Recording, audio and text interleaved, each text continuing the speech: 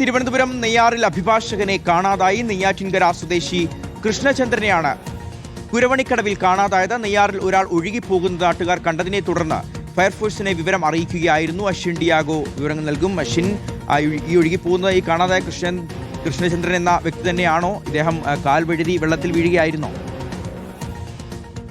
രാവിലെ 9:30 കൂടിയാണ് നെയ്യാറ്റിൻകര സ്വദേശിയായിട്ടുള്ള കൃഷ്ണചന്ദർ ഇവിടേക്ക് എത്തുന്നത്. ഇവിടെ എത്തിയ ശേഷം ഈ സമീപത്ത് മദ്യപിച്ചുകൊണ്ടിരിക്കുകയായിരുന്നു എന്നുള്ളതാണ് നാട്ടുകാരിൽ നിന്ന് മനസ്സിലാക്കുന്നത്. ഇതിനിടയിലാണ് കാൽ വഴുതി ഈ നെയ്യാറിലേക്ക് വീണത് എന്നുള്ളതാണ് മനസ്സിലാക്കാൻ സാധിക്കുന്നത്. ഇവിടെ ഇപ്പോൾ ഫയർഫോഴ്സിൻ്റെ നേതൃത്വത്തിലുള്ള പരിശോധന നടക്കുകയാണ്. സ്കൂബ സംഘം ഇവിടെ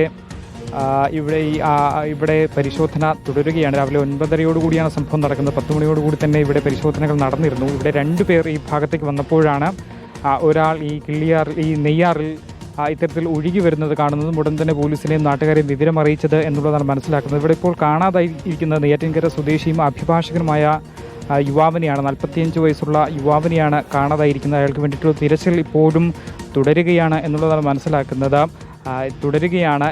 ഇതുവരെ നല്ല ശക്തമായ അടിയൊഴുക്കുണ്ട്. രാവിലെ മുതൽ മഴയും ഉണ്ടായിരുന്നു. അതുകൊണ്ട് തന്നെ ഈ രക്ഷാപ്രവർത്തനത്തെ ഈ ഒരു അടിയൊഴുക്ക് ഒരു പ്രതിസന്ധി ഉണ്ടാക്കുന്നുണ്ട്. പക്ഷേ ഫയർഫോഴ്സ് സംഘം ഇവിടെ ഇപ്പോൾ പരിശോധന തുടരുകയാണ്. സ്കൂബ സംഘത്തിൻ്റെ നേതൃത്വത്തിലാണ് പരിശോധന നടക്കുന്നത്. പരിശോധന ഏതാണ്ട് മണിക്കൂറുകൾ പിന്നിടുന്നു. പക്ഷേ ഇതുവരെയും കണ്ടെത്താൻ കഴിഞ്ഞിട്ടില്ല എന്നുള്ളതാണ്. ഇവിടെ അടിയൊഴുക്ക് ശക്തമാണെങ്കിൽ പോലും ഇതൊരു ചുഴി പോലെയാണ്. അതുകൊണ്ട് തന്നെ ഉണ്ടെങ്കിൽ തന്നെ ഈ ഒരു ഭാഗത്താണ് ഉണ്ടാകാൻ സാധ്യത എന്നുള്ളതാണ് ഫയർഫോഴ്സിൻ്റെ ഒരു കണക്കുകൂട്ടൽ. അതുകൊണ്ട് ഈ ഒരു പ്രദേശം കേന്ദ്രീകരിച്ചുള്ള പരിശോധനയാണ് നിലവിലിപ്പോൾ നടന്നുകൊണ്ടുവരുന്നത്. ഇയാൾ മദ്യപിച്ച ശേഷം കാൽ വഴുതി ഈ നെയ്യാറിലേക്ക് വീഴുകയായിരുന്നു എന്നുള്ളതാണ്. കൃത്യം സ്ഥലം ഇത് വരുന്നത് കൃഷ്ണൻകോവിലിന് സമീപമാണ്. നെയ്യാറ്റിൻകര കൃഷ്ണൻകോവിലിന് സമീപത്തുള്ള കടവിലാണ് ഈ ഒരു സംഭവം നടന്നിട്ടുള്ളത്.